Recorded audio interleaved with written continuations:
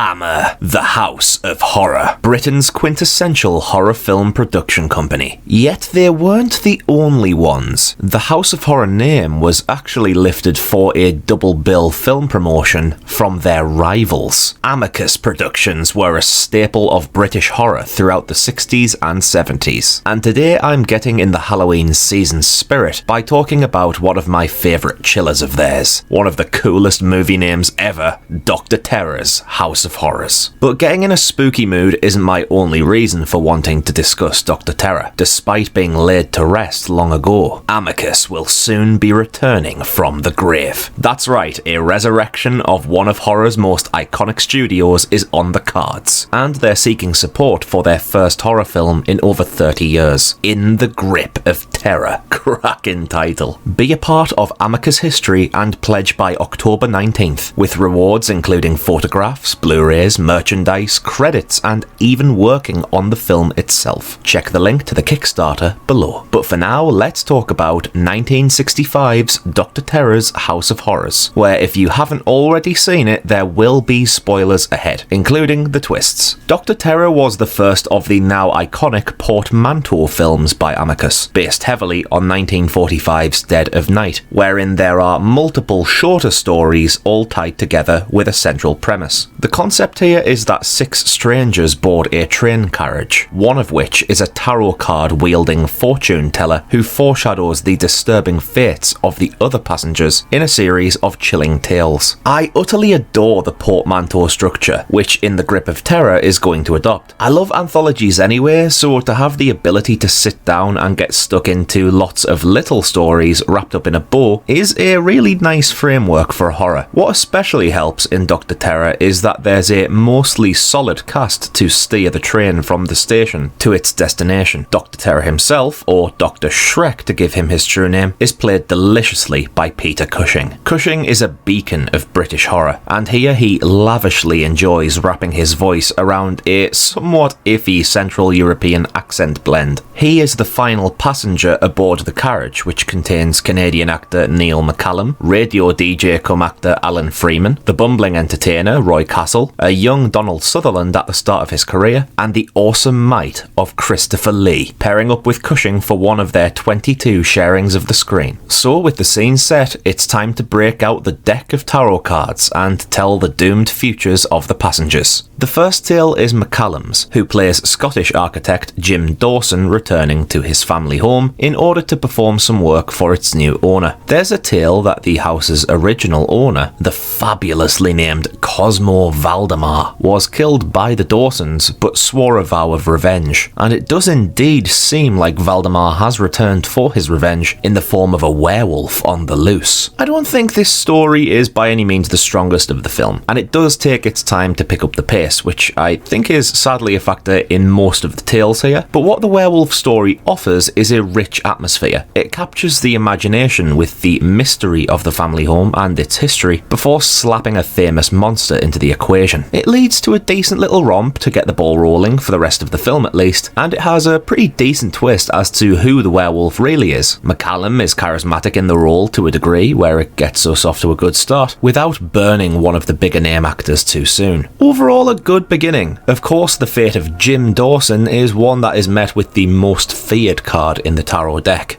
death. But Dr. Shrek doesn't reveal this just yet. Onto our second story, Creeping Vine, and this time it's killer plants at the forefront. This one can be most obviously compared to The Day of the Triffids, though it can't strictly hold a candle to it. Alan Freeman's performance here is very nice but dull as dishwater, and the effects of the attacking plants are quite clearly a couple of fellas wiggling some vines about. It's a really charming watch. I love things like this, because it's like a cinematic comfort zone. You can appreciate the low budget nature and the hawkiness because it's got a lovable rogue feel to it. But sadly, this one is overall perhaps my least favourite of the film. It's not terrible by any means, but it ticks along in an expected fashion and has a pretty sudden ending where it's not very apparent what the final note is meant to be. The plants may have tangled their vines around the house, but this one didn't really branch out or turn over a new leaf.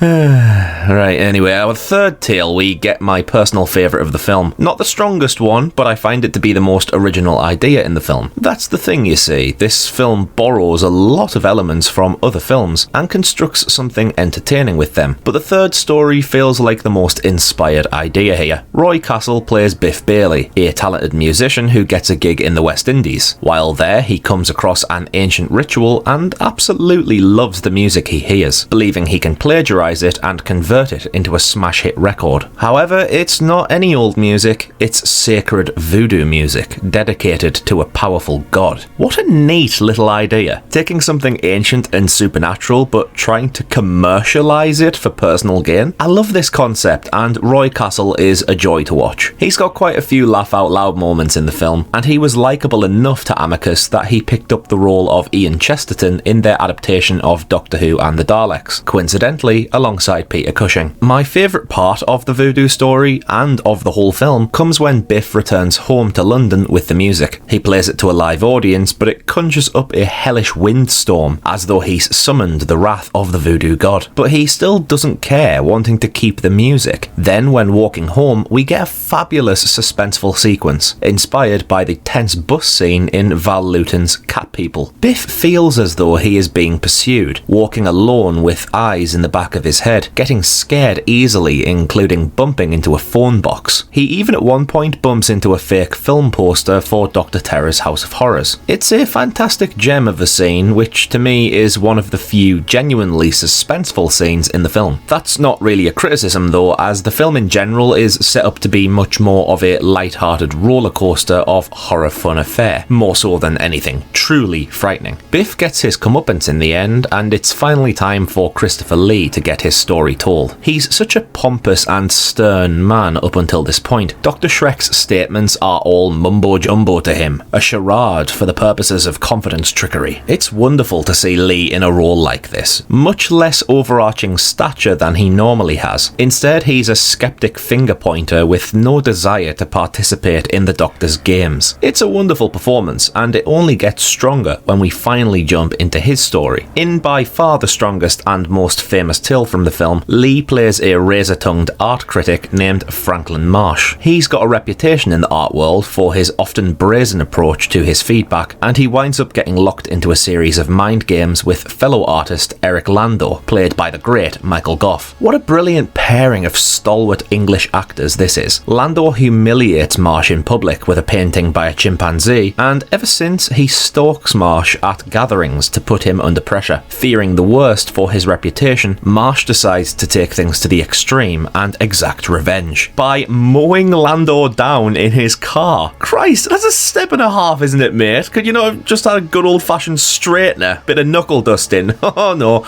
get under me wheels, you Burke. But the accident notably causes Landau to lose his right hand, and it's this right hand that becomes the antagonist of the story after Landau kills himself, not being able to create art anymore. The hand hunts down Marsh in some great scenes, and despite shots where you can see the seam line of the material, the special effects here are pretty good for the time. This hand is relentless, even fire can't stop it. In a climax of poetic justice, a car crash causes Marsh to be permanently blinded, unable to see the art from which he makes his living. What a cracking story this is. I mean, sure, it borrows extensively from The Beast with Five Fingers, but it's totally fine when considering that this film is more of a genre love letter than something that claims or even seeks pure originality. Lee and Gough are brilliant together, consummate professionals, and this one keeps you invested from start to finish. The final tale is Donald Sutherland's, and I must say that I think this is the second weakest of the film. If you wanted a big hurrah to end the film on, leaving the disembodied hand story until last may have been a better move, because as is, the film finished on more of a dark comedic flourish. Sutherland plays an American doctor named Bob Carroll, who moves home with his French bride Nicole. Some apparent evidence comes along that there's a vampire on the loose, which is the impetus for Bob to start an investigation into if his wife is all that she seems. There's quite a cruel bond in the film between Bob and another doctor named Blake, played by Max Adrian. In one of the best performances of the film, I might add. He steals every scene from Sutherland here. I mean, he did work with Olivier after all, but the ending to this tale is certainly one of the more horrific outcomes in the film. Blake tells Bob that Nicole is indeed a vampire, which makes Bob kill her with a stake. When arrested for her murder, Bob is denied support by Blake, and his reasoning is that the town isn't big enough for 2 doctors or 2 vampires. It's a story of mind games and trust, but it contains the fewest horror elements of the 5 stories for me. Not a bad final tale, but could have perhaps benefited from rearranging with one of the other story slots.